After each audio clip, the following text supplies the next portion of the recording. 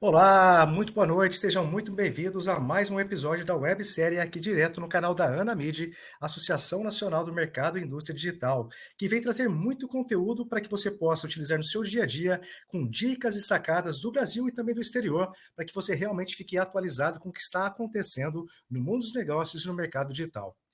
E hoje eu trago um super convidado direto lá do Vale do Silício, na Califórnia, é o Alex Dantas, ele que já é um parceiro, um amigo nosso lá na cidade de Oakland, ele que é o fundador do Circuit Launch, e ele vai compartilhar um pouco da experiência que ele tem, dos conhecimentos que ele vem trazendo para os grupos que eu levo lá para o Vale do Silício, na Califórnia, para que você, aqui no Brasil, fique antenado e atualizado. Ele vai falar sobre metaverso, NFT, blockchain, ou seja, muito conteúdo atual para que você possa ter várias dicas e sacadas hoje mesmo. Então já agradeço a todos que estão chegando agora ao canal. Já se inscreva aqui, deixe nos comentários o que você gostaria de saber a respeito desse universo, desse mundo novo, para que a gente possa estar trazendo ao convidado. Mas, sem delongas, o nosso convidado já está aqui nos nossos bastidores e aqui vou chamá-lo para a tela, o grande Alex Dantas. Muito Ei, boa noite, Alex. Tudo jóia? boa noite para vocês. Tudo bem? Opa, Obrigado seja pelo muito convite. bem-vindo. Mais uma vez, muito bem-vindo. Eu que agradeço. Agradeço muitíssimo o convite. Alex, bom, estava conversando com você agora nos bastidores. A Anamid, ela é uma associação nacional aqui no Brasil que ela preza muito por essa questão de trazer conteúdo e novas provocações. E eu trouxe você aqui como nosso primeiro convidado, porque você é um cara que tem conhecimento, mas também é um cara que provoca. Não é aquele conteúdo que muitas vezes a gente ouve, absorve e traz alguma coisa para a nossa vida. Você é um cara que realmente traz algumas provocações para que a gente fique incomodado e pense muitas vezes de uma forma diferente. Então, um dos motivos de você estar aqui conosco já de cara é porque realmente você tem essa visão diferenciada sobre a questão tecnologia, transformações e tudo mais. Mas, Alex, para começar, eu queria que você se apresentasse, falasse quem é o Alex, quem é o Uhum. Circuit Launch, quais os projetos que vocês são envolvidos, para que depois a gente passe para o conteúdo. Sem dúvida, sem dúvida. Meu nome é Alex, para quem não me conhece. Eu sou brasileiro, nascido em Goiânia. Mudei para os Estados Unidos há mais ou menos 22 anos atrás para fazer algo bem diferente do que eu faço hoje, que é balé clássico, colocar fotinho aí para quem não acreditar. Que às vezes eu falo, ninguém É, acredita. Então, exato. só tinha uma coisa que eu queria ser na vida, que era engenheiro eletrônico, né? Daí, quando eu estava na escola técnica, estudei de uma escola técnica no Brasil, e resolvi, eu era tímido, de uma forma de como retirar a timidez, eu comecei a fazer dança, comecei a fazer teatro, mudei para os Estados Unidos para fazer isso, foi uma experiência super bacana. Daí, eventualmente, eu acabei entrando para o exército americano, também, para quem não acredita, aí a foto. Civil Exército Americano como Watercraft Engineer, que é uma maneira simpática deles chamarem do mecânico do barco. E tentei fazer algumas empresas na área de software, algumas fracassaram, algumas deram certo, e até o trabalho que eu faço hoje, que é o trabalho que para mim é minha missão de vida, que é a Circuit Launch e a Mac Labs. Perfeito, Alex. E dentro disso, você então que veio dessa transformação de um mundo completamente diferente, que saiu talvez de um universo e foi para a questão dos negócios na área de tecnologia, como que você enxerga essas transformações, especialmente na questão de educação, Alex? Você que é um cara que está vivenciando tudo isso, compartilhe um pouquinho mais sobre a tua visão, antes da gente começar a parte do conteúdo também, sobre as transformações no mundo da educação. So, o que a gente acredita, deixa eu só tentar colocar aqui minha cara, porque eu não estou vendo, não sei o que está acontecendo com o meu software especificamente. Aí, apareci. O mundo onde você passa 4 ou 5 anos dentro da universidade assistindo lectures, palestras, né? Ele não faz mais sentido para o mundo de hoje. Para ter um pouco de background no que a gente tem feito aqui na Circuit Launch, no processo de construir a Circuit Launch, para quem não sabe, Circuit Launch é um coworking e co-faction para robótica, estabelecido aqui na Califórnia. É provavelmente um dos maiores dos Estados Unidos, deve ter talvez outros dois que se equivalem assim. E no processo de construir a Circuit Launch, hoje em dia tem 65 empresas aqui dentro, coletivamente se levantaram mais de 55 milhões de dólares. Nesse processo de fazer isso, muita gente perguntava para mim, Alex, onde eu vou para aprender a construir esse robô? Onde eu vou para aprender a construir esse equipamento? Eu falava, a Universidade de Berkeley tem um programa excelente, engenharia elétrica, Stanford tem um programa excelente, MIT tem um programa excelente, e as pessoas falavam, não estou interessado. Essas perguntas vieram com tanta frequência que, eventualmente, eu notei que eu faço parte de um grupo por um momento, eu achei que era exceção, porque eu larguei a faculdade, e aqui no Vale você tem várias pessoas que largaram a faculdade especificamente, Sim. mas eu pensava que esse grupo ainda sendo pequeno. E o que eu comecei a notar é que ele não só não é pequeno igual eu pensava, ele está crescendo exponencialmente. Então você tem um grupo de pessoas enorme aí que não vê nenhum valor em ir para a universidade. E no mundo onde você consegue aprender o que quer que você queira em um vídeo no YouTube em 10 minutos, que você assiste ao tempo dobrado, né, da Sim, velocidade. exato. Passar 4 ou 5 anos assistindo palestra não faz sentido. Então a gente começou a pensar e elaborar no seguinte: bom, e se a gente fosse uma escola, uma alternativa à universidade? Daí a gente começou a pesquisar e experimentar com diferentes métodos de educação. Um método que não pode ter instrutor, ele não pode ter livros, ele não pode ter palestras.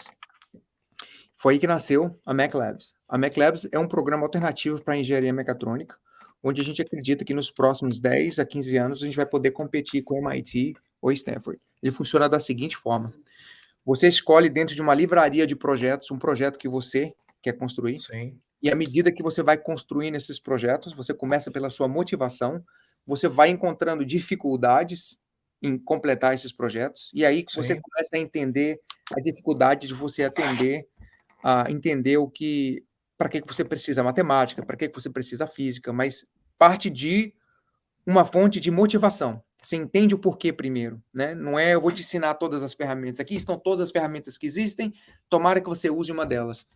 Do jeito que a gente aprende, é diferente. Você encontra a motivação e, à medida que você vai descobrindo os problemas, você vai encontrando as ferramentas ou aprendendo as ferramentas para solucionar aquele problema. A gente tem experimentado com isso nos últimos, assim, 12, 18 meses agora. Tem sido uma experiência fantástica. Quase mais de 300 pessoas passaram pelos nossos programas.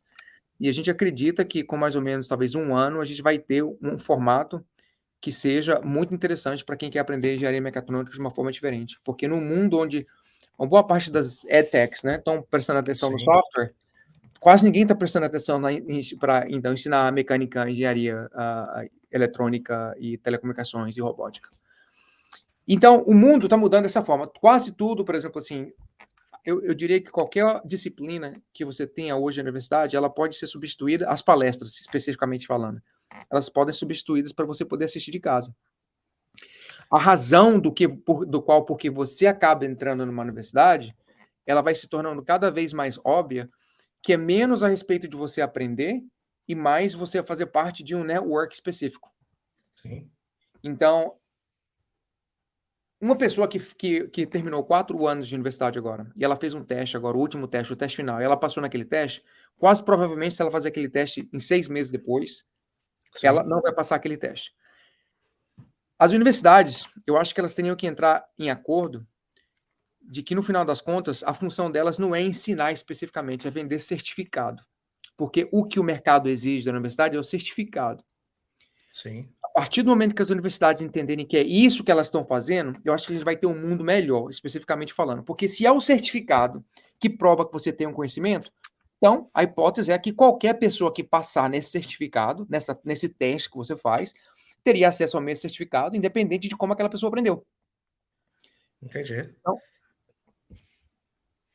E dentro disso, olha, você acredita então que, por exemplo, meu filho de 10 anos talvez não vá para a faculdade, dependendo do que ele escolher, aos 17 anos, por exemplo?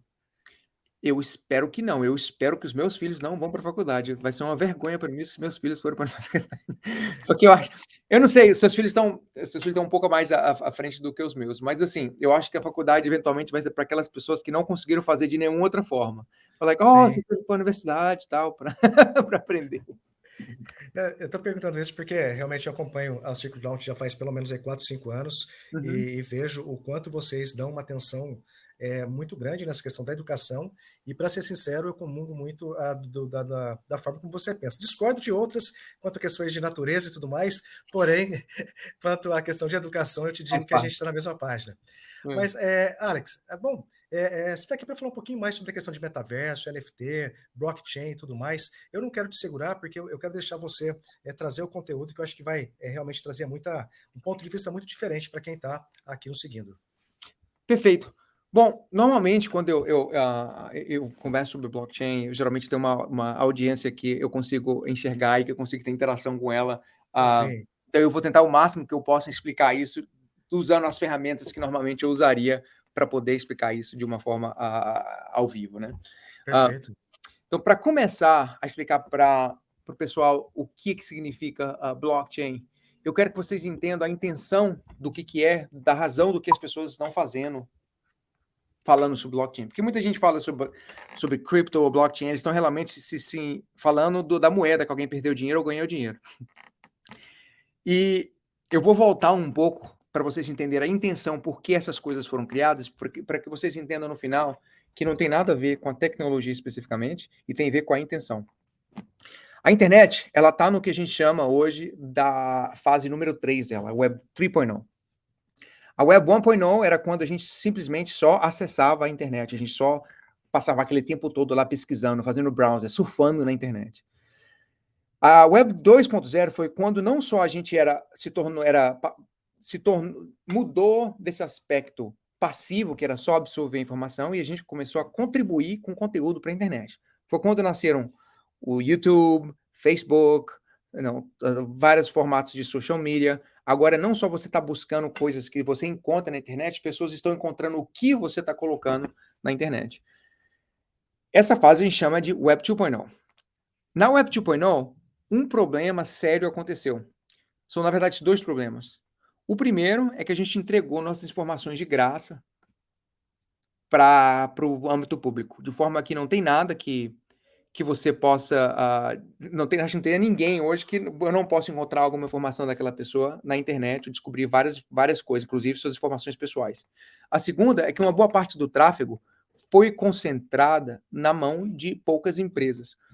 Eu não falo que isso foi feito de evil, né, de forma evil, mas do jeito que o mercado funciona. O mercado acabou consolidando várias dessas coisas.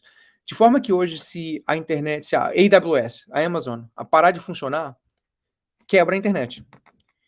Então, houve um movimento nessa época aí da criação da Web 2.0, e quando ela já estava bem popular, de que eventualmente a gente ia com uma maneira de descentralizar a internet. E aí, a palavra-chave do que eu tenho a falar para vocês é descentralização. Toda a busca do crypto e do blockchain, crypto não necessariamente, mas blockchain especificamente falando, ela é para descentralizar algo que foi centralizado. Então, a gente está em caminho à Web 3.0. E a Web 3.0 é onde a gente quer tentar descentralizar a internet. E aí que entra a história do blockchain. Para vocês entenderem um pouco como funciona o blockchain, eu quero dizer para vocês um seguinte exemplo, do jeito que funciona hoje, talvez do jeito que funcionaria no blockchain. Vamos supor que eu vou ali vou no André. Vamos supor que eu tenho o André tem um banco, chama Andrés Bank, e eu tenho $1.000 na conta do André. E vamos supor que eu vou lá na loja, em qualquer loja do Brasil, vou comprar um sapato, falar, eu quero esse sapato aqui, custa $100.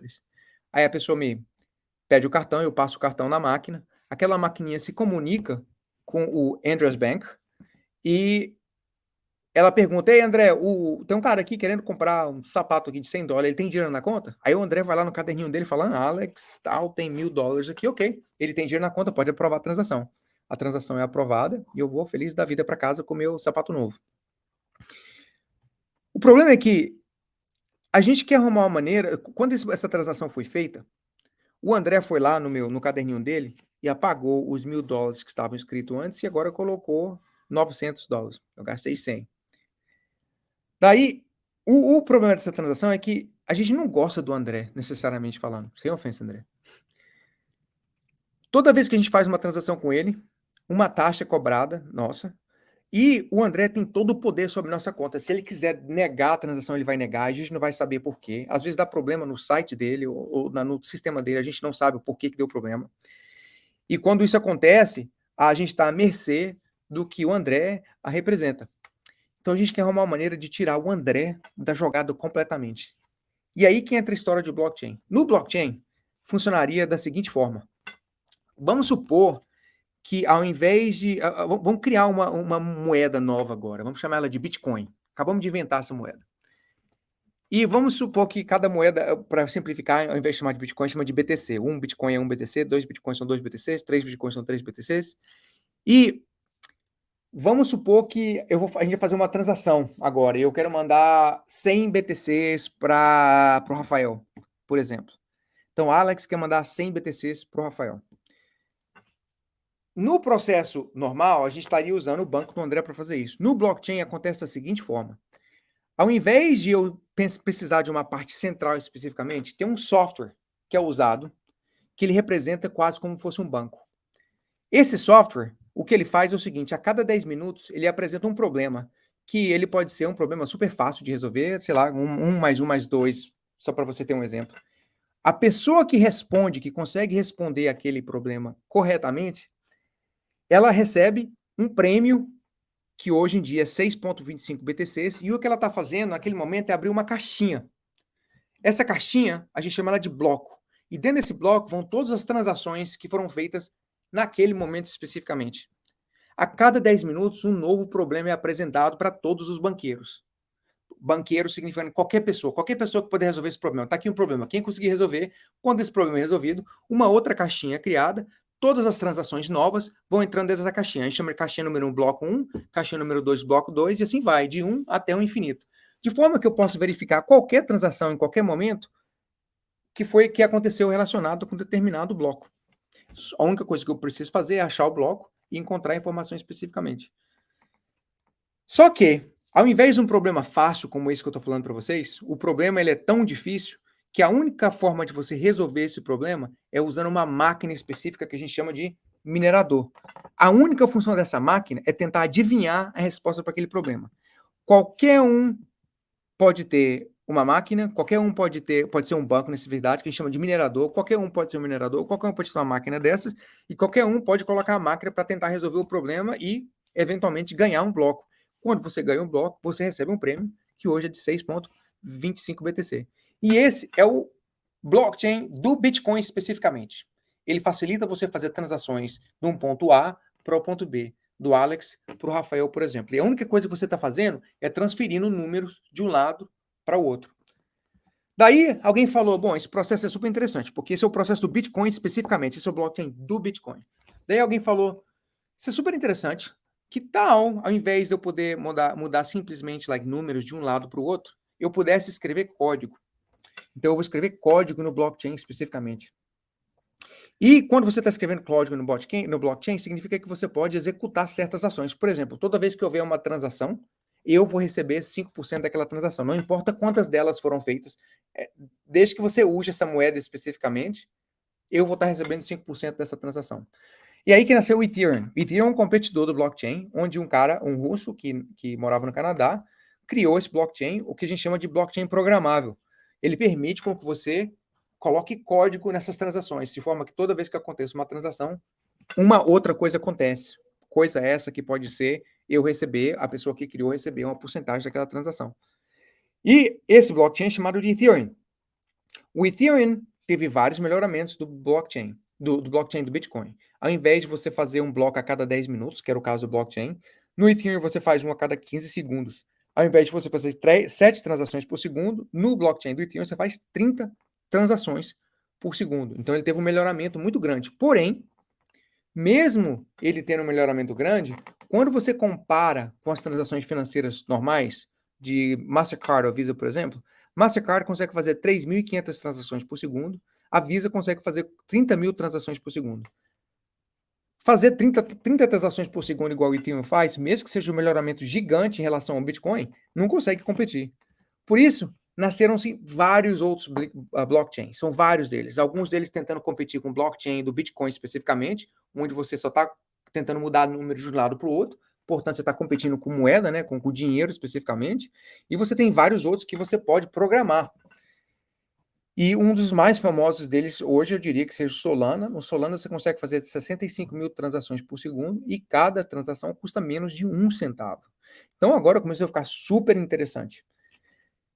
São mais de 200 blockchains que existem hoje no mercado e provavelmente a maioria desses blockchains vão deixar de existir, provavelmente menos de 10 vão acabar sobrevivendo aí no futuro. Aí aparece essa ideia de coins versus tokens, e eu queria deixar talvez uma explicação simples do que significa. Se você criou o seu próprio blockchain e emitiu a sua própria moeda, chama moeda. Todo mundo que criou em cima do seu blockchain chama token. Por exemplo, o blockchain do Bitcoin emitiu a própria moeda dele chamado Bitcoin. portanto é moeda. O Ethereum blockchain do Ethereum, emitiu a própria moeda dele chamada Ether, que também é uma moeda. Tudo mais que foi criado em cima do blockchain do Ethereum é chamado de token. Token é simplesmente um nome para o que você, especificamente, se você não criou, você não é o dono do blockchain, você não criou, token identifica que você usou um outro blockchain para você programar. Parecido com o sistema operacional que vocês usam agora, seja Apple, seja Android, você não criou o Android. Então, toda vez que você cria uma aplicação para o Android, especificamente, usando o exemplo do blockchain do Bitcoin, a gente chamaria isso do Bitcoin, do Ethereum, a gente chamaria isso de token. Para você negociar esses tokens e essas moedas, você teve que ter alguns locais para você poder fazer isso. Aí nasceram as casas de câmbio. Nos Estados Unidos, eu diria que a FTX, que não está incluída nesse slide aqui, mas a FTX e a Coinbase são uma das maiores dela. Binance tem um mercado mundial muito gigante. Lembrando que quando você foi fazer transação no Coinbase ou nos exchanges, você passou a fazer transação da mesma forma que você fazia com o André, quando o André tinha o banco dele lá. Eu estou explicando isso porque tem uma comunidade inteira de cripto que detesta exchange por essa razão, porque eles são centralizados, porque você voltou a fazer a transação da mesma forma que você fazia antes. São mais de 17 mil tokens e moedas, e a maioria dessas moedas ou são golpe ou elas vão para zero, elas não vão acabar em nada. Eu gosto de brincar que se você for investir em cripto ou em blockchain especificamente, eu quero que você imagine o seu dinheiro como essas notas de R$ 1 que são soldados que você está mandando para a guerra e que elas não vão voltar vivas. Se você conseguir fazer dessa forma, você vai ser uma pessoa mais feliz. Você tem uma boa parte das empresas mudando da Web 2.0 para a Web 3.0. Não necessariamente você precisa usar um blockchain especificamente, mas você precisa estar tendo essa ideia de descentralização. Aí que entra a história das NFTs. NFTs, a Non-Fungible Token. Eu quero que você imagine NFT como se fosse... deixa eu usar um exemplo aqui. Por exemplo, vamos supor que você tem uma nota de $1 e eu troco uma nota de $1 com você. Eu e você, a gente não vai discutir o que $1 vale $1. Então, a gente chama isso de fungible. NFT significa Non-Fungible Token. Então, há uma diferença o que é fungible e o que é non-fungible. Fungible é quando a gente troca pelo mesmo valor, que é o exemplo que eu acabei de dar, da moeda de $1. Non-fungible é quando a gente não consegue concordar especificamente com o valor e ele muitas vezes depende da sua perspectiva pessoal. Por exemplo, tem aqui uma foto do meu filho, né? Eu tenho aqui um trabalho que a minha filha fez para mim. Então, você vai falar, eu posso falar para você, para você isso pode não ter valor nenhum, mas para mim tem. Então, vamos supor que para mim vale $100 porque tem um aspecto pessoal, emocional para mim, e para você não vale nada. E isso a gente chama de non-fungible. Arte, muitas vezes, é non-fungible, é onde você não consegue discutir o valor. Então, NFT é um non-fungible token. Deixa eu voltar aqui para meus slides. Uma galera, provavelmente fumando maconha, teve a seguinte ideia. Que tal se a gente criasse 10 mil macaquinhos, cada um deles com uma característica específica, colocasse cada imagem dessa no endereço no blockchain e a gente vendesse essas imagens. Uau! Ótima ideia. Foi exatamente o que eles fizeram. Eles criaram 10 mil imagens diferentes, cada um colocou cada uma num endereço no blockchain especificamente, de forma que qualquer coisa que acontecesse com aquela imagem, eu consigo saber o que aconteceu com ela. Por exemplo, toda vez que ela for vendida, não só eu sei o que aconteceu, mas eu vou receber um royalty, vou receber uma porcentagem da transação dessas imagens. É aí que nasceu os Bored Ape Yacht Club, que é o nome desse pessoal, chama Bored Ape Yacht Club. E o mais barato desses hoje deve custar mais ou menos 70 Ether. 70 Ether deve estar valendo aí quase $100 mil, alguma coisa assim, dependendo da cotação de hoje. Então aí, mas por que, Alex? Por que não, é o que eu diria. O que a maioria das pessoas não entende, quando você está lidando com NFT, você não está lidando com a arte, com a qualidade da arte especificamente. Você está lidando com a comunidade, você está fazendo parte de uma comunidade. Quando eu estou pagando $100 mil em uma imagem, não importa o valor artístico que aquela imagem tem, o que importa é que eu posso pagar $100 mil por aquela imagem e você não. Eu estou fazendo parte de um grupo específico, de elite, que consegue pagar um certo número, um certo valor, e só existem 10 mil pessoas que têm essa mesma capacidade. O Bored Ape Yacht Club, obviamente, não foram os primeiros foram os CryptoPunks, e tem um CryptoPunks, um verdinho, por exemplo, que foi vendido por 11 milhões de dólares, mas base da mesmo princípio, era a comunidade, não tem nada a ver com a qualidade da arte, tem que ver com a comunidade que você está fazendo parte. Quando você está comprando um CryptoPunk, você está fazendo parte de uma comunidade que tem acesso, ou que pode pagar milhões de dólares por uma imagem, e você não. Eu acredito que, eventualmente, isso vai mudar e vai evoluir para ser pela qualidade da arte, e eu espero que assim seja, mas o status de hoje, como ele se popularizou, foi com essas questões da comunidade especificamente. Tem um artista que chama Beetle, que ele fez uma coleção de 10 anos de todas as imagens que ele fez, e que vendeu por 40 milhões de dólares como NFT, que é um processo super interessante. Da mesma forma que você teve as casas de câmbio para você poder negociar as moedas, você tem casa de câmbio agora para negociar os NFTs. É o que a gente chama também dos marketplace para NFT. O mais famoso dele, eu diria que é o OpenSea. Cada NFT, ele depende especificamente do blockchain que você está usando. É da mesma forma que no Brasil, por exemplo, vamos supor que você vai comparar Mercado Livre e o eBay. No Mercado Livre, eles estão vendendo a mesma coisa. Mas no Mercado Livre, você só pode usar real. No eBay, você só pode usar dólar. Os mercados são da mesma forma. O OpenSea, geralmente, você só pode usar Ethereum. Recentemente, eles acrescentaram Solana também, mas por muito tempo era só Ethereum. E se você quiser comprar no mercado de Solana, você tem o mercado de Solana, que chama Magic Eden, você tem Solana Art, você tem vários outros. Mas você tem que entender que quando você compra uma NFT, você também está fazendo parte de um ecossistema específico, que uma boa parte deles, o mais popular hoje, é o Ethereum. Não vou falar sobre DAOs. E aí que a gente entra na história do metaverso. Para a gente falar sobre o metaverso, eu vou fazer uma seguinte experiência. Eu não sei se vai sair daqui, mas eu vou tentar com vocês. Eu vou colocar 3 peças clássicas aqui para vocês escutarem. E no final, eu queria que vocês fizeram nota e tentassem adivinhar quais dessas foram feitas por inteligência artificial. O que tem tudo a ver com o metaverso e tem tudo a ver com cripto, que eu vou explicar para vocês. Então, eu vou colocar um trechinho da primeira peça. Peça número 1.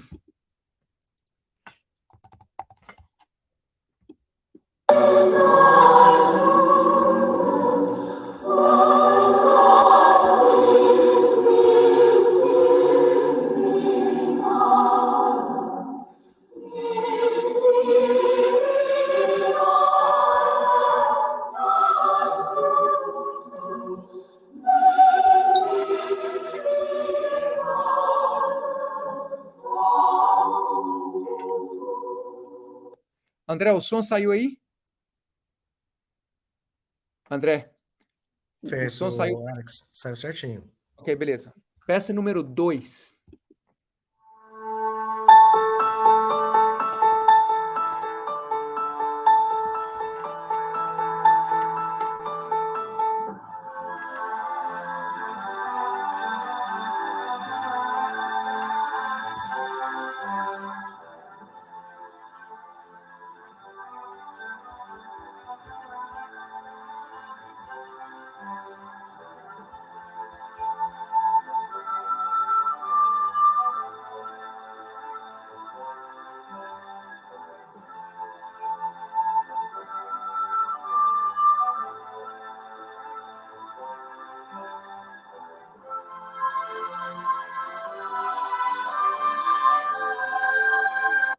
Ok, e a última peça, peça número 3.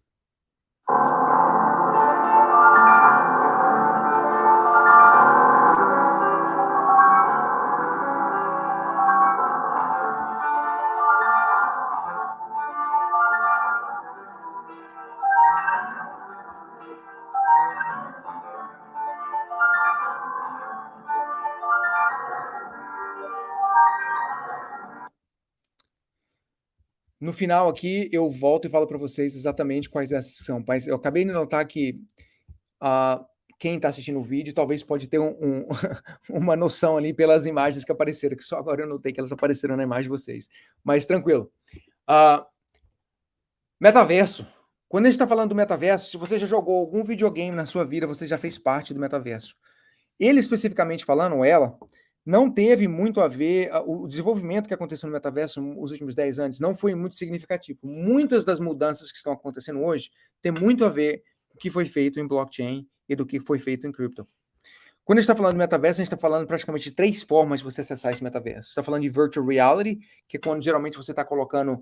Você sabe da existência do seu corpo, mas você está imerso em outro mundo diferente. Você tem realidade aumentada, que é onde você está tentando aumentar suas capacidades biológicas. Geralmente você está vendo, usando um óculos especificamente, que você consegue ver o mundo real, e você coloca informações sobre esse mundo real. Por exemplo, eu posso olhar para alguém e ver a sua idade, ver o que você faz, talvez algumas informações a respeito de você pode achar um Pokémon, mas assim, é feito como um layer em cima da realidade normal. E você tem o Merged Reality ou Mixed Reality, que é onde essa linha do que real ou real, ela não faz muito discernimento. Você começa a fazer o blur do que significa. A intenção aqui é você esquecer que você tem um corpo físico e ficar imerso no mundo onde você pode ser o que você quiser. Quando a gente está falando do metaverso, a gente está falando praticamente de 3 plataformas. A gente está falando do Sandbox, a gente está falando do Decentraland e a gente está falando do Roblox. Muita gente aí no Brasil joga Roblox, é o segundo maior mercado do mundo. E o Roblox, ele usa um token específico para você transacionar lá dentro, que chama Robux. O Robux é um token criado em cima do Ethereum. Você pode, por exemplo, pegar o Robux, tirar dele no Roblox e negociar com ele em outras plataformas. Mas, Alex, o que a gente pode fazer no metaverso? Bom, você pode, obviamente, criar... A intenção aqui é você poder criar um mundo que você seja mais feliz ou mais eficiente nele especificamente. Não estou falando que isso é o que acontece, mas talvez essa seja a intenção. De você criar e fazer coisas nesse mundo onde você talvez não consiga fazer no mundo real especificamente. Você pode, nesse mundo inteiro, juntando tudo que a gente falou, você pode ter copyright ownership, que significa que você consegue identificar se você é dono ou não. Isso tem tudo a ver com blockchain, porque você consegue colocar imagens no blockchain especificamente. Você consegue fazer transação em qualquer momento, porque quando você está usando cripto dentro do metaverso, você não precisa do banco do André abrir às 9 horas da manhã na segunda-feira. Você negocia, trabalha no mercado imobiliário, né, vendendo e comprando, porque terreno lá dentro é tão valioso quanto o terreno de fora. Você pode negociar arte, negociar domínio. NFT não necessariamente é só imagem, pode ser música, pode ser vídeo. Você pode fazer propaganda dentro deles. Qual o ambiente que é melhor para você? Eu não sei. Pode ser qualquer um desses, porque da mesma forma como você vai experimentar de qual o mercado melhor para você, se é YouTube, se é Twitter, se é rádio, você também vai ter que experimentar todos os metaversos, mas tem tráfego lá dentro, você pode capitalizar isso com propaganda. DeFi, que eu não vou falar muito aqui, que é a questão de você decentralize finance. DeFi em flash loans, que talvez fique uma conversa para outro lado. Flash loans, esse conceito de você poder pegar liquidez do mercado sem colateral nenhum, pegar empréstimo sem nenhum colateral, baseado simplesmente no contrato que você escreveu. Todos os contratos, todos os tokens, o código do token especificamente, você consegue ver ele na internet, todo mundo pode ter acesso a ele. Você pode vender mercadoria. A Adidas recentemente fez uma campanha onde ela comprou um daqueles macaquinhos do Bored Ape Yacht Club, e ela fez um macaco especificamente, onde ela criou toda uma roupa física e virtual e acessórios para o macaco. E em 4 horas eles venderam 20 milhões de dólares. Uma experiência super interessante. E você pode tokenizar tudo. Tem todo um fio de conhecimento que tem nascido recentemente que chama tokenomics, que é você descobrir a economia de um token para funcionar para o seu negócio. Eu não vou tocar muito aqui nesse assunto, porque talvez eu teria que explicar um pouco mais, mas a ideia é que você pode transacionar praticamente tudo na sua vida. O valor da sua comunidade, o valor seu pessoal, é o seu nome, são seus filhos, a sua informação pessoal. Tem várias coisas que você pode tornar em um token, e isso é relativamente fácil de você fazer. E, para terminar, eu queria dizer para vocês assim, mas por que tudo isso que eu estou falando para vocês é importante e qual o contexto disso do metaverso? Se você respondeu que a música número 1 era a música feita pelo computador, você está correto.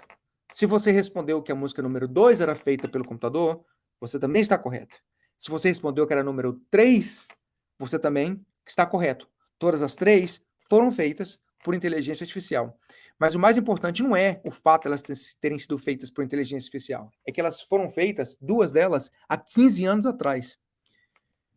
Vou contar 2 histórias para vocês para contextualizar esse ponto. Eu assisto um seriado super bacana que chama Westworld, que eu adoro.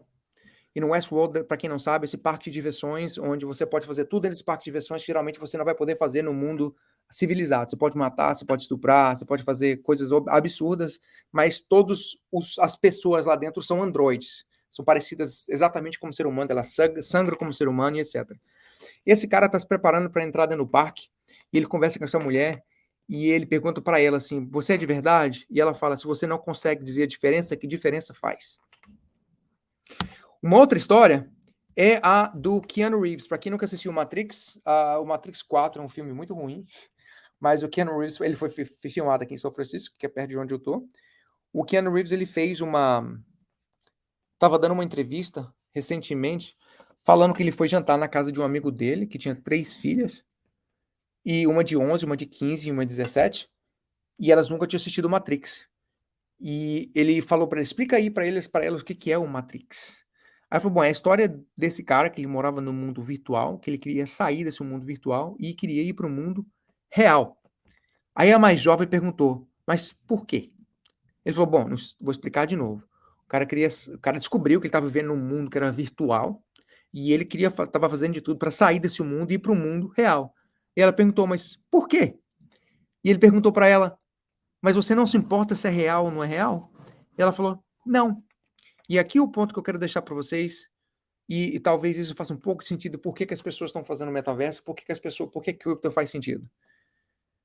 Se você tem menos de 15 anos de idade ou 10 anos de idade, você aquela pessoa vive num mundo onde ela não teve essa evolução que nós acompanhamos do mundo físico para o mundo virtual. A gente mudou de um mundo analógico para um mundo virtual. Se você tem menos de 15 anos, você vive num mundo que é virtual. Então, a diferença se é real ou não é real para você, não faz diferença. Porque o valor social que você tem, que você quer representar para as outras pessoas, ele tem muito a ver com o tipo de relacionamento que você faz virtualmente falando. Então, por exemplo, eu quero ter uma NFT porque é isso que eu quero representar para os meus amigos. E nesse mundo, o dinheiro que a gente tem especificamente, ele não funciona muito bem. É onde cripto começa a fazer toda a diferença. Se você não aceitar isso como fato, você vai ter muita dificuldade de fazer negócio no metaverso especificamente. Porque ele, intencionalmente, ele não foi feito para gente que cresceu no mundo físico. Ele é feito para essas pessoas que nascem e estão desenvolvendo no mundo virtual. E é nesse mundo onde o dinheiro cripto faz sentido. É nesse mundo onde as NFTs faz todo sentido. E quando você tenta analisar esse tipo de transação, você tem que olhar com os olhos de quem não conhece muito do mundo analógico, como a gente nasceu. Eu diria que era isso. Esses são meus pontos a respeito disso. Fico aberto para alguém, se alguém se perguntar alguma coisa. Se eu puder clarificar algum ponto. Tem muitos aspectos disso que podem ser detalhados um pouco mais, mas requer um pouco mais, talvez, de tempo para a gente poder discutir. Perfeito, Alex. E até, se puder voltar a tela aqui, você aparece aqui pra gente. Estou tentando aqui voltar. Vai dar certo. Tecnologia, né? Essa coisa nova, né, Alex? Poxa vida. Eu estou usando uma experiência aqui com o StreamYard, que é diferente. Ela não está funcionando exatamente do jeito que geralmente funciona para mim. Mas é sempre assim, né? Não tem jeito. Não, mas show de bola, cara. E é interessante que você traz vários apontamentos e provocações, mas a questão é, sob o teu ponto de vista, Alex, é modinha essa questão do metaverso ou é algo que realmente está fazendo a coisa se mudar? Porque quando a gente vê o metaverso, que nem você falou a questão do meta do Facebook, você tem a questão do Roblox, você tem aí bilhões investidos pelo Facebook, só que você ainda não consegue ainda ter um resultado. E eu vi uma matéria essa semana que fala exatamente o que você já vem falando há uns meses, que as pessoas não estão se conectando ao Facebook, né, com a empresa, então elas estão meio que tem uma apatia pelo metaverso do Meta. Como que você vê essa questão, então? Modinha, não é? E qual o futuro, sob o teu ponto de vista, de plataforma? Ela é uma modinha que já está durando quase 50 anos, né? Porque, na verdade, a questão do metaverso, assim, eu acho que há uma ambição natural do ser humano de viver um mundo que a gente possa ser uma pessoa melhor, que a gente possa ter mais bonito, mais alto, mais forte, ou talvez representar uma outra coisa, ter mais dinheiro. Então, essa vontade de você viver nesse mundo virtual, onde você possa fazer todas essas coisas e ter lugar de gente se conectar com o mundo inteiro, ela já há 40, 50 anos que ela está aparecendo. Ela começa ali com, talvez, porque o metaverso ele é uma evolução natural do que os jogos são. Eu poderia dizer que metaverso é a versão número 4 dos jogos. Na internet, Sim, na versão 3, metaverso seria 4. A primeira ali onde você teve o Atari, depois você começou o jogo, você começou a interagir, depois você teve Minecraft, que ele já começa a entrar na fase quase 3. Aí agora você está na fase 4, onde não só você está jogando um jogo especificamente, mas você está criando jogos dentro desse jogo. Você está criando situações de vida dentro desse jogo especificamente, onde são, na verdade, games, né? São negócios, sim, mas funcionam quase como games. Então, acho que a intenção disso é continuar evoluindo, mas eu não acho que vai ser da rapidez que as pessoas acham que é, sim. ah, porque você tem um limite de hardware que ainda é muito grande, de você poder ter um mundo igual. Mas, assim, eu acho que é o caminho, eu acho que é inevitável você ter um mundo virtual que é indistinguível do mundo real agora. Só que ele não é agora, ele também não vai desenvolver da forma rápida que a gente acredita que ele vai desenvolver. Por isso que eu tô falando, a modinha já dura já 40, 50 anos. Perfeito. E falando agora, mudando um pouco o eixo da questão do Circuit Launch e também do Mercalabs, como que vocês veem a expansão hoje de vocês? Porque eu já acompanho vocês já faz um tempo e vocês estão no processo de expansão. Tem algo que você pode trazer para a gente aqui para compreender um pouquinho mais sobre o futuro de vocês? Uhum. Bom, a Circuit Launch, para quem não conhece, assim, é um espaço de 35 mil square feet. Eu não sei quanto isso é em metros, mas é um espaço bem grande. E custa muito caro você poder construir. A ideia é transformar o que a gente construiu hoje no que a gente chama de co-factoring. Co-factoring é um nível abaixo do que a fábrica é, mas acima do que um makerspace seria especificamente. A gente começou praticamente quase como um makerspace profissional, que é o que a gente chamava no começo. E a ideia do co-factoring é que as pessoas possam fabricar suas primeiras 200, 300 peças localmente, que você possa levar isso para qualquer forma. Esse projeto é muito caro de você poder construir. Né? Cada unidade custa aí 3, 4 milhões de dólares para você poder construir especificamente. Então, o que a gente tem feito é como é que a gente faz para expandir isso? A gente tem experimentado vários modelos diferentes, porque a parte mais cara disso é você poder adquirir novos buildings. Então, a gente criou um modelo específico para a gente poder fazer parceria juntamente com os donos de propriedades, o modelo número Ok, 1. E o outro modelo número 2 é que a gente está criando um fundo especificamente para comprar propriedades. Não, quando esse prédio que a gente está aqui agora, ele estava vazio há 10 anos. E a gente aumentou o valor desse prédio em quase 10 milhões de dólares nos 5 uau, anos que a gente está aqui, simplesmente pelo trabalho que a gente fez dentro desse prédio.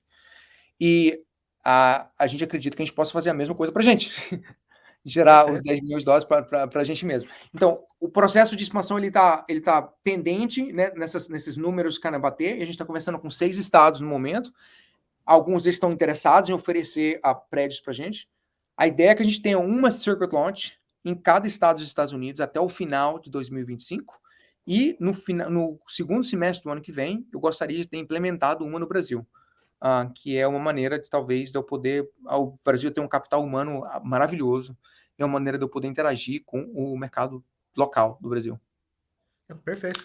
E você pode citar um ou mais cases que vem à tua mente, que passaram pelo Secret Launch, algum projeto que você fala, puxa vida, eles entraram aqui, criaram um projeto, seja de criar alguma coisa e já tiveram, já saíram porque cresceram muito. Você poderia compartilhar com a gente? Claro, um dos projetos aqui que nasceu, que é super interessante, chama CardCan. CardCan é um spin-off da Google que começou lá dentro e eles criaram esse carrinho para você fazer entrega de comida especificamente. E os caras trabalhando aqui dia e noite, sozinhos, era ele mais duas pessoas, acho que no começo tinha três, mas só eles trabalhando dia e noite, começaram com um carrinho e começaram a desenvolver pouco a pouco. Hoje eles estão em 3 países diferentes. Mitsubishi investiram neles, a Global Hub fez uma parceria com eles, estão praticamente em todas as universidades dos Estados Unidos, ou provavelmente uma boa parte delas. Sim. E a plataforma que eles criaram pode ser usada não só para você entregar comida, mas para fazer carro autônomo. Então ela pode escalar de uma forma ou de outra. Eles ainda estão aqui no espaço, eles ainda mantêm o espaço deles aqui no Vale, que está aqui na Circuit Launch, que é para caso de logística, mas eles cresceram muito mais, eles têm mais de 50 funcionários hoje. Tem também o caso do Eric, da Frontier Bio, que acho que você acompanhou desde o comecinho, que é um cara que falou para mim que ia construir uma impressora uma impressora em 3D que usava célula para imprimir artéria. E assim, toda vez que alguém fala uma ideia para mim, durante muitos anos, eu só falo, mas que ideia imbecil. Eu era o cara da verdade, né? As pessoas me provaram errado tantas vezes que hoje em dia, quando eu escuto uma ideia que eu acho que é imbecil, eu morro da língua e falo, uau, que bom, mais, quero ver Vamos dar mais mais. algumas semanas para ele, né? Mas sem acreditar nem no que o cara ia fazer. Trabalhou dia e noite, não só ele construiu a impressora sozinha, como ele conseguiu vender para o Mayo Clinic, e levantou muita grana enquanto estava aqui, cresceu bastante, e começou a fabricar o biomaterial para eles poderem usar nas impressoras 3D, em 3D. Hoje ele acabou montando o próprio laboratório dele, eles mudaram da Circuit, mas são 2 casos interessantes. E ciclo, eu estou nos nossos 5 anos da Circuit. Ciclo para hardware, geralmente, são 7 a 10 anos, né? Então eu estou na minha primeira wave de ver as empresas crescendo. Perfeito. E até mais uma curiosidade pessoal agora, Alex, antes da gente fechar aqui também, no caso, quando eu tenho um projeto, então só deixando claro, porque muitas vezes as pessoas olham para esse mundo de startups, tudo lindo, maravilhoso, e não é bem assim. Só que quando o cara que ele quer montar um aplicativo, ele vai na Starbucks, abre lá, começa a codar e beleza, sai algum app. Já no teu caso, como você bem falou, você está olhando para o mercado que depende de uma série de recursos, de ferramentas para poder criar o produto dele, quando se fala em termos de robótica. Mas tudo bem, a Circuit Launch provê isso daí, que é a questão das máquinas para poder criar ali os protótipos iniciais. Mas chega uma hora que precisa de dinheiro.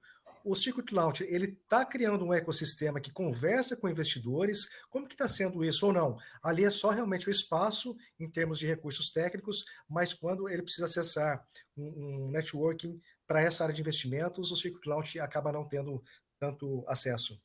Do ponto de vista da Circuit Launch, assim, do management da Circuit Launch especificamente, a gente vê Circuit Launch simplesmente como infraestrutura, onde a gente foca em oferecer a melhor infraestrutura para empresas na área de hardware. Essa é a nossa missão. Porém, a gente se compara em muitos níveis com uma incubadora, uma aceleradora. A gente não é uma incubadora, a gente não é uma aceleradora, mas a gente se compara em muitos níveis com ele, porque a gente está facilitando. Por exemplo, quando eu digo que 55 milhões de dólares foram levantados nos últimos 18 meses, disso devido às interações que aconteceram aqui dentro. Né? A gente proveu um espaço para as pessoas poderem ser habilitadas a poder ter o tempo de fazer fundraising, de fazer tudo isso, porque fundraising é full-time job. Sim. Então, a gente oferece, eu diria, muitos dos valores que você encontraria em qualquer incubadora, aceleradora, menos o fato que a gente não cobra por isso. Desde que você tenha acesso à Circuit Launch, você está tendo acesso a todos os benefícios. Mas não esse. A gente achou desde o princípio que a gente queria focar em infraestrutura apenas, porque quando você começa a virar aceleradora ou fazer outras coisas, você está entrando no cap table da empresa, você efetivamente é investidor. E quando você vira investidor, eu vou naturalmente acabar me levando pelo caminho de ter que escolher empresas para ficarem aqui na Circuit Launch que talvez eu acredite que vão ter sucesso. Sim. Mas a verdade é que as minhas ideias são péssimas. E as ideias da maioria dos investidores. Então, meu histórico aqui com as ideias estão provando aí que elas são péssimas. Mas isso é verdade para qualquer investidor. Então, esse é um outro tipo de negócio. No futuro, eu imagino que talvez eu possa abrir um fundo separado que tenha uma governança lá separado para poder investir nas empresas. Mas no momento, nossa missão é oferecer, juntamente com a Circuit Launch, né, é oferecer a melhor infraestrutura para empresas de hardware. Perfeito. E como que você enxerga agora os desafios do próximo passo, Alex? Porque você já teve vários desafios na questão do Circuit Launch, eu acompanhei ali em vários momentos, e eu percebo que até hoje vocês ainda estão validando o modelo de negócio. Porque você está claro já a questão da educação, está claro também a questão de como vocês vão expandir, mas como modelo de negócio, acho que vocês estão validando muita coisa. Então, como que depois de 5 anos de empresa, ainda estar não tão certo, vamos dizer assim, do que realmente vai gerar o crescimento ou o resultado financeiro que vocês gostariam? Eu não diria que a questão do problema não está na validação do modelo de negócio especificamente. A Circuit Launch tem um modelo super específico que ele é validado. Ele não é escalável para venture capital, por exemplo, para financeiramente falando. Mac Labs, ela tem um mercado que ela é especificamente específico para isso, o modelo é validado. Obviamente, tem uns macro trends aí que estão beneficiando para que isso aconteça, mas os 2 modelos são validados. A questão é, ok, o modelo agora validado, como é que você faz para escalar? A Circuit Launch, ela não escala com lucros que você esperaria, talvez, para venture capital, né? Ela vai escalar aí com 15%, talvez 20% de lucro ao ano, de retorno no investimento ao ano. E muitas vezes, para a gente nem se importa com isso. O que a gente quer que a Circuit Launch aconteça é só break-even. Mesmo se perder dinheiro, para a gente também tá ok. porque a intenção é você poder existir esse espaço onde a gente possa fazer o layer de educação em cima. Você monta Circuit Launch para poder estabelecer cultura, estabelecer o ecossistema e pagar pelo edifício, pagar pela estrutura Sim, física. É uma maneira de a gente tirar os laboratórios da universidade. Então, e a gente estabelece o processo de educação em cima. Então, a questão não é mais a validação, a questão agora é o quê? Como é que você escala isso, sim, entendendo que um modelo ele não é um venture capital, então é por isso que aí entra os perfeito. modelos, ok, a gente teve que decidir que a gente vai, ao invés de fazer lease normais, não funciona, ou a gente vai fazer parceria com os donos dos prédios, ou a gente vai comprar os nossos próprios prédios. É onde os números começam a fazer sentido para a gente. Então a gente decidiu, ok, essa é a maneira que a gente faz. Agora a gente está executando essa forma. Na parte de educação, a gente precisa o seguinte, bom, a gente precisa Circuit Launch existir para que a gente Perfeito. possa desenvolver esse processo. Então a gente está levantando dinheiro agora para a Mac Labs especificamente para poder criar todo o núcleo de educação e vender. Não há nenhuma dúvida para a gente, pelos testes que a gente fez do momento agora, que o processo tem uma demanda gigante para isso. Só que não é uma demanda que você vai ver resultado em 2 anos. A Circuit Launch, eu duvido que nunca vai se tornar uma empresa de $1 bilhão, mas a Mac Labs, por Sim, exemplo, não vai se tornar uma empresa de $1 bilhão em 2 anos, igual você vê algumas empresas tornando. Meu plano é de 5 a 10 anos para que isso seja realmente um programa viável. Porque em educação você tem um problema que é o seguinte: você danificou sua reputação, não tem volta. exatamente. Não tem volta, não tem conserto, só você tem que encerrar, não tem reviravolta na universidade especificamente em questão de cultura, de, assim, de status. Então não Sim, é um negócio que você vai fazer rápido, mas todo mundo que está envolvido no time especificamente, a gente tem 100% de convicção de que a gente está num caminho correto para poder eventualmente para competir com as universidades de elite em um modelo completamente diferente. Mas não vai ser os overnight success que a gente escuta aqui no cheio de overnight success, né? Passando 10 anos trabalhando em alguma coisa, aí vendeu por não sei quantos bilhões, overnight success. Começou no semana exato. passada. Exato. Não, mas eu fiz essa pergunta de uma forma até provocativa, porque até assim, para quem acompanha você há tanto tempo, cara, eu tô vendo ali a questão do que vocês criaram foi muito mais forte do que o crescimento, que foi uma cultura. Vocês criaram um senso de comunidade ali muito forte. E é diferente de tecnologia, porque tecnologia você cria, copia e tudo mais. Mas quando você cria esse grupo de pessoas, você cria uma comunidade, essa força que eu acho que realmente vai além. E dentro disso, Alex, temos alguma novidade chegando? Porque daqui 2 semanas eu tô te vendo de novo, né? Porque você quase toda semana eu tô aí te vendo. E aí, já tem alguma novidade por aí ou não? Porque você chegou, a gente está construindo um monte de escritório, mas a gente, na verdade, fechou um outro local, né, uma outra propriedade, em parceria com o dono do prédio. No momento, eu estou fazendo fundraising quase que 100% do tempo. E para fechar esse round especificamente, para eu poder voltar a fazer, a construir, desenvolver a propriedade. Mas eu acredito assim, que até o final do ano a gente esteja pelo menos com uma outra unidade. E tem aí outros 5 ou 6 estados interessados. Então, o ano que vem promete bastante, porque eu acredito que todas as dificuldades que a gente teve que passar até agora, a gente já resolveu todas elas. Então, agora é realmente acertar. Ok, a gente vai investir todo o nosso tempo em caminho A, caminho B, porque a gente descobriu o caminho C e D não funciona da maneira que a gente funciona. Então, a gente tem 2 caminhos e é ótimo quando você tem poucos caminhos. Porque significa Exato. que você eliminou vários outros e você só precisa gastar seu tempo todo nesses outros. Então, crescimento, crescer. Não, perfeito. E mais uma vez agradeço pelo seu tempo, Alex, estar aqui compartilhando não só o conteúdo e o teu conhecimento também, mas trazendo essa visão um pouco provocativa. Eu acho que isso aí que marca muito o Alex, eu acho que é uma identidade sua, você trazer esse olhar um pouco diferente para que as pessoas pensem sobre o que você está falando. Não é intencional, não, mas aparentemente está sendo formado dessa forma, está acontecendo dessa forma. Exatamente. E o pessoal gosta. Eu te digo uma coisa, viu? Sempre que a gente sai do Circuit Lounge, o pessoal fica pilhado, não só pelo que eles encontram no espaço, porque para quem não conhece, realmente o Circuit Lounge é um espaço surreal. Você vê robôs andando, você vê museu de robôs, você vê robôs que vão nascer agora. Ou já nasceu já, Alex? O Não, dia robô. 17, em 4 dias, segunda, terça-feira, vai nascer um robô, que tem um robô que está sendo trabalhado durante um tempo, que é de um diretor de cinema que tem feito aqui dentro, onde ele vai implementar a inteligência artificial no robô, ele vai nascer, ele vai cortar o cordão umbilical do robô. Bom, então não sei se eu volto a te ver ou não, dependendo da Skynet, eu não sei como que vai ser daqui para frente, mas espero que em 2 semanas eu esteja contigo novamente. Tá joia? Obrigadíssimo pela presença, conte comigo para qualquer outro evento. Estamos aí. Valeu, Alisson. Obrigado. Bom, um abraço a todos e para quem está chegando agora, então já se inscreva aqui nos canais da Anamídia, porque realmente a ideia é trazer muito conteúdo com convidados do Brasil e do exterior para compartilhar vivências e experiências para que você possa utilizar no seu dia a dia. Abraço e até o próximo episódio. Grande abraço para vocês. Obrigadão, André. Até mais.